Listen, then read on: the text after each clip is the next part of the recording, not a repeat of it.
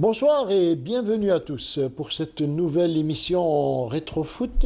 Aujourd'hui, on va continuer dans la série des grands joueurs qui ont composé la glorieuse équipe du FLN avec un nom également, un joueur qui a marqué par son talent le football national. Il s'agit de Mohamed Maouche. On va en parler avec notre consultant Mustapha Hedden. Bonsoir. Bonsoir Ardouane, bonsoir amis téléspectateurs.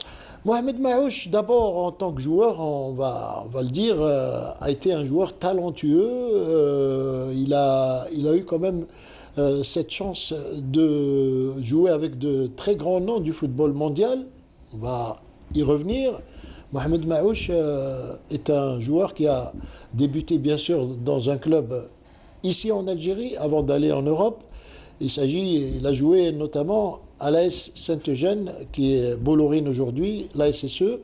Et tout jeune, déjà, il s'était distingué, Mohamed Maouche, notamment à travers ce fameux concours du jeune footballeur qui existait autrefois. Oui, tout à fait, Ardouane. Mohamed Maouche, de par son registre technique dans les catégories de jeunes d'abord et ensuite en senior, était véritablement prédestiné à une carrière, j'allais dire, hors norme, à l'instar de tous ces anciens coéquipiers de l'équipe, la glorieuse équipe du FLN. Oui, dans la mesure où, déjà, étant dans la catégorie d'âge minime, il a postulé au concours du jeune footballeur à Alger, où il s'est distingué en se classant premier. Alors, justement, et avant d'arriver à son parcours, avant de parler un peu plus en détail de son parcours, comment Mohamed Maouche est arrivé au football? Parce que Mohamed Maouche était un élève brillant à l'école, à l'époque. Tout à fait. Et oui, il était peut-être destiné à une carrière autre que celle du football, dans le milieu administratif ou dans le monde culturel, ou alors les deux à la fois. Oui, mais initialement, on pensait surtout que comme c'était un élève brillant à l'école. Très brillant, oui. Comment on va vous laisser suivre cet extrait de Mohamed Maouche qui explique comment il est passé de l'école au football. Le gars qui réussissait dans le football réussissait dans la vie. Ça, c'est sûr. Pour faire du football, il faut avoir le ventre vide, parce qu'on était quand même nombreux à la maison, on avait une seule pièce, je vous le dis sincèrement, elle n'était pas plus grande que ça. Pas plus grande que ça, mais on était 9 là-dedans. Et tous par terre, c'était la cuisine, c'était tout, quoi. Et là, j'ai décidé vraiment de me pencher sur le football. C'est à partir de 14 ans, donc quand j'ai été mis dehors de l'école primaire, alors que le directeur, ce qu'il m'a dit, Maouche, toi, tu es trop fort pour tout le monde. Tu ne vas pas passer ton certificat d'études. Tu vas aller dans une école qu'on appelait ça l'école de capitaine Missoum. C'est une école d'apprentissage à Alger. C'était pour m'éliminer, comme c'était un directeur tellement raciste, M. Koch. Mais alors là, j'ai arrêté l'école carrément, puis je me suis mis carrément sur le football, quoi. Voilà, à l'époque, le racisme existait également dans les écoles, et c'est ce qui a donc poussé Mohamed Maouche à aller vers le football. Et finalement, c'est un mal qui lui a fait du bien, puisque c'est devenu un grand joueur. Donc, vous disiez qu'il avait gagné le concours du jeune footballeur en 52 à Alger, et ensuite en 53 également. Et ensuite en 53, 2 années consécutivement, ce qui n'est pas une mince affaire, dans la mesure où, au niveau de ce concours, il est fait étalage, d'ailleurs c'est des jeunes, on fait appel au potentiel purement technique du joueur. Parce que par la suite, il y aura d'autres qualités qui vont... Et la même année, il va également disputer le concours du jeune footballeur en France. En France. Au niveau national, en France. Et là, au stade de Colombes à Paris, Oui. il se classe quatrième. Il se classe quatrième à côté de grands noms, Français, de grands noms du football. Qui sont Donc devenus de gros il joueurs, avait un comme registre. Tilinski, etc. Il avait incontestablement un registre technique de grande envergure. Alors, ensuite, après la SSE, club où il jouait, il était devenu senior, titulaire indiscutable. Après la SSE, comment il est arrivé à se retrouver au grand club du Stade de Reims? Le Stade de Reims, c'était Copa, c'était de très grands joueurs à l'époque. Lui a joué avant Piantoni, d'ailleurs, Maouche, au Stade de Reims. Comment il est arrivé à Reims? Tout simplement, une petite histoire, comme on dit, qui fait bien les choses. C'était en 1956, à Alger, le Stade de Reims est venu effectuer une tournée à Alger pour rencontrer le club du Gallia. Et puis, 2 jours avant ce match, les joueurs de Reims sont allés assister à un match qui se jouait à Bollorine, au stade de Bollorine actuel, qui opposait ce match, opposait l'ASSE Saint-Eugène contre l'AS Bouffarik. Et ce jour-là, les joueurs et les dirigeants du Stade de Reims découvrent un très grand joueur, un talent, un joueur doué techniquement, qui s'appelait Mohamed Maouche. Et ils vont dans le vestiaire à la fin du match, ils le contactent tout de suite, les dirigeants lui disent, voilà, on veut te prendre, dans 2 jours on repart, tu viens avec nous. Et c'est comme ça que l'histoire a commencé pour Mohamed Maouche au Stade de Reims. 2 jours après, il joue un premier match test face au club allemand de Duisbourg. Il fait sensation, il découvre vraiment que c'est un grand joueur. Et il a été encouragé par qui dans ce match? Un joueur qui l'a beaucoup aidé dans ce premier match. Il s'agit de Raymond Kopa, oui. Raymond Kopa. Et voilà, et on va voir les images de Mohamed Maouche. Je voulais, avec ta permission, rapidement ajouter et dire que à la tête de ce groupe qui a vu le match ASSE-ASB, il y avait Albert Batteux. Albert Batteux, et voilà, on voit maintenant Mohamed Maouche qui a la balle au pied, numéro 10 au Stade de Reims. Regardez, il donne toujours la passe du but ou alors la longue transversale. Et qui marque le but sur cette belle transversale de Mohamed Maouche? C'est Juste Fontaine.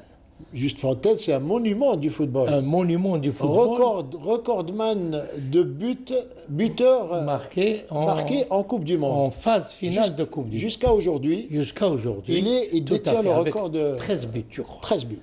Et donc, Mohamed Maouche, il s'impose tout simplement dans cette équipe de Reims. Et son parcours a été quand même un peu perturbé en France, puisque vous savez qu'après Reims, il a connu quelques déboires en voulant quitter la France clandestinement. Il a été arrêté par la police française et il a eu des problèmes avec la police, qui fait qu'il a été bloqué, mais en même temps, le Stade de Reims l'a prêté au Red Star, qui voulait constituer une grande équipe à l'époque.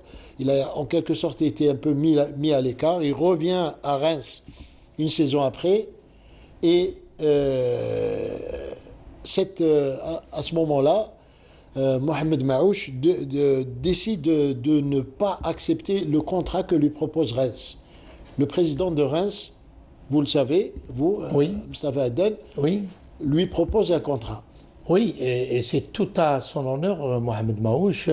Il a refusé en disant très franchement qu'il allait peut-être quitter le club dans quelques jours ou dans quelques semaines ou dans quelques mois. Donc, honnêtement, il ne voulait pas s'engager et par votre conséquence, toucher un pactole pour ce contrat, et une honnêteté une honnêteté tout à fait remarquable chez Mohamed Maouche, et il a refusé de renouveler son contrat professionnel avec le Stade de Reims. Il faudrait peut-être dire aussi qu'il a été champion de France. Champion de France en 58. En 58 avec le Stade de Reims. Et ce qu'il y a lieu de noter quand même, c'est ce que lui nous a fait remarquer, Mohamed Maouche, c'est que lorsqu'il a dit à son président qu'il allait partir, qu'il ne pouvait pas signer le contrat, le président à l'époque a été très correct avec lui, en lui disant tu viens de parler à une tombe, ça veut dire que ça reste entre nous. C'est comme quoi il y a des honnêtes gens dans toutes les races, dans toutes les nationalités.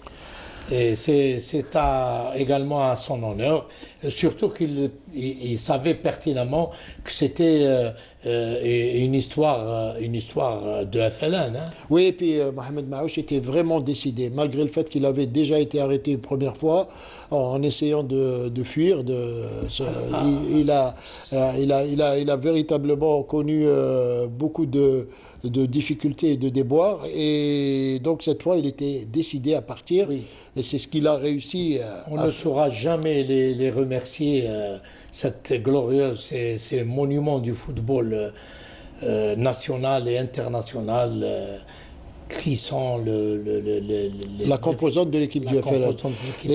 Qui ont fait valoir l'État algérien en devenir, pas à travers la révolution algérienne, qui a un grand mérite d'avoir pensé à cet aspect de constitution d'une équipe FLN pendant la lutte de libération. En tout cas, c'était très judicieux parce que ça a beaucoup apporté sur le plan international. Absolument. Ça a fait beaucoup de bruit. Absolument. À tel point que vous avez vu toute la presse, non seulement en France, mais dans le monde, en a parlé. Quand vous avez des joueurs qui tournent le dos à une carrière vraiment extraordinaire et qui préfèrent aller rejoindre l'appel de la nation, de la patrie, c'est quand même quelque chose d'inédit. Ça ne s'est jamais produit. C'était la première fois que ça se passait. Et ça a fait valoir le sens patriotique des Algériens d'une manière générale. Alors cette fois, il était décidé à partir donc en Tunisie, rejoindre ses camarades à Tunis. Comment cela s'est fait? On va le découvrir tout de suite à travers ce que dit Mohamed Maouche. On s'est réunis donc avec Boumzareg, Aribi et Dr Moulay à l'hôtel de la Croix des Champs, donc au Louvre. Et c'est là que Boumzareg a dit « Dimanche, c'est le départ. Il faut que tous ces footballeurs-là, il y avait une liste, il y avait 11 joueurs exactement, 11 sans plus, et il fallait qu'ils quittent la France, donc tout de suite après les matchs. » Voilà, ça c'était le premier contact qu'il avait. C'est vrai qu'il n'avait pas réussi à le faire lui la première fois, mais après, il a rejoint l'équipe du FLN avec laquelle il a également apporté, on va dire, sa pierre à l'édifice. Il a été quand même brillant, hein, Mohamed Maouche, oui, en tant que joueur. Hein. Il a été très brillant, mais d'abord, encore une fois de plus, je voulais souligner cet élan patriotique. Après un premier échec, il revient à la charge au risque d'être emprisonné ou même tué. Oui. À l'instar de ses camarades, c'est un mérite tout à fait exceptionnel qu'ils ont eu, à l'instar de tous les révolutionnaires et de tous nos chouhadas. Alors vous, en tant que technicien, entraîneur, qui avait quand même l'œil de l'expert, on va dire, vous connaissez un peu les qualités de Mohamed Maouche, puisqu'il était d'abord, c'était un joueur qui avait une grande taille, mais en plus, le fait de porter le numéro 10, c'était pas fréquent de voir des joueurs de grande taille porter le numéro 10. Exact. Et lui, parce qu'il avait quand même cette particularité de jouer des deux pieds. Déjà, c'était un atout. C'est ça. Il y a des caractéristiques au poste. Et comme vous le dites si bien, Mohamed Maouche, qui est quand même assez grand, au poste de numéro 10, ça pouvait paraître compliqué. Mais lui, possédant un registre technique absolument étoffé, il l'a fait de très belle manière et de par justement cette maîtrise technique des deux pieds dans la conduite de balle et cette vision de jeu absolument importante qui lui permettait d'adresser de très bons ballons à ses attaquants. Ce qu'on appelle la dernière passe. C'était un spécialiste de la dernière passe. Et en plus, la dernière passe qui précède le but. Oui. Et il a donné d'ailleurs plusieurs balles de but à Fontaine. À Juste Fontaine. Et il était, ça me vient à l'esprit, et il était d'abord, il était aussi un bon exécuteur des balles arrêtées. Et même au stade de Reims. Il avait une bonne frappe de balle. Une bonne frappe de balle et c'était, je crois, le premier tireur. Premier tireur de coup franc au stade de Reims. C'est ça. Donc ensuite, Mohamed Maouche a évolué un petit peu, c'est-à-dire il a évolué, il a avancé dans le poste. Ça c'est après, hein. Quand il est rentré en Algérie, après l'indépendance, où il a joué, on va en reparler d'ailleurs. Il a été entraîneur-joueur et il jouait au poste d'avant-centre. Avant-centre, pourquoi? Parce qu'à l'époque, dès qu'on voyait un joueur qui dépassait les 1m75, on lui disait vas-y, tu te mets devant et pour lui balancer des balles aériennes. Oui, mais lui, avec ça, avec sa morphologie, qui s'y prêtait pour le poste, il était aussi, c'est-à-dire il avait accumulé cette expérience de joueur de milieu de terrain. Donc, possédant ce registre technique très, très étoffé, il jouait énormément par déviation des deux pieds, c'est-à-dire on s'appuyait sur lui, il prolongeait le ballon pour le joueur qui s'appuyait sur lui, aussi bien des deux pieds de la poitrine. On le voit bien à l'image là, hein. Regardez que sa conduite de balle, comme elle est très... il joue à l'aise, et une belle transversale sur le côté gauche, là-bas, et puis voilà, et puis c'était la passe pour Fontaine pour marquer le but. Ça démontre vraiment le profil du grand joueur. Et aussi, je voulais ajouter quelque chose qui me vient encore à l'esprit, c'est à l'instar de tous les autres joueurs, je dis bien tous les autres joueurs de l'équipe FLN, ils avaient tous une grande élégance dans le jeu. Chacun à son poste. Ça, je le dis à mon humble avis, c'est des joueurs qui étaient véritablement élégants dans la course, dans la gestuelle, dans la conduite de balle, le contrôle. D'ailleurs, on les comparait souvent quand ils jouaient aux Harlem Globetrotters. On disait que c'était les Harlem Globetrotters du football. C'est ça, c'est ça. Parce qu'ils faisaient du spectacle. Ils faisaient du spectacle. Et il gagnait des matchs par des scores fleuves. Oui, face à de grandes équipes. Face à de grandes équipes. Donc, quand il est passé devant, en position d'avant-centre, il procédait surtout par déviation des deux pieds, je disais, de la poitrine, mais également et surtout de la tête. Tout en étant finisseur de la tête. Il est très habile de la tête. Très habile de la tête, et beaucoup de gardiens de but en savent quelque chose. Oui, c'est ce qu'il nous a dit d'ailleurs. Et en tout cas, après cette belle épopée avec l'équipe du FLN, Mohamed Maouche, juste après l'indépendance, entame une carrière d'entraîneur-joueur dans un club suisse, à Martigny plus exactement. Et à ce moment-là, il rencontre quelqu'un, c'était à l'époque l'ambassadeur d'Algérie en Suisse, qui lui dit, qui était d'ailleurs natif de Mostaganem, et qui lui dit: est-ce que ça t'intéresserait pas d'entraîner le club de Mostaganem? Il n'hésite pas une seconde, Mohamed Maouche rentre au pays, et il va à Mostaganem, où il devient entraîneur-joueur. Et à Mostaganem, entraîneur-joueur, il passe avant-centre, numéro 9, voilà. Et il dispute une finale de Coupe d'Algérie. Voilà. Mostaganem contre Saïda. Malheureusement pour Mostaganem, c'est Saïda qui l'emporte, mais finalement, eh bien, il dispute cette finale. Et Mohamed Maouch devient ensuite entraîneur national adjoint aux côtés de Rogov, comme on est en train de le voir à l'image avec ce match de qualification pour la Coupe du Monde de 1982 à laquelle il participe grandement. Il contribue également. Mohamed Maouch, aux côtés de Rogov, a été l'un des artisans de la qualification de l'équipe nationale en Coupe du Monde 1982. Tout à fait, Redouane. C'est extrêmement important de le souligner parce que, de mon point de vue, c'est une conviction personnelle. Je suis persuadé que je ne suis pas le seul.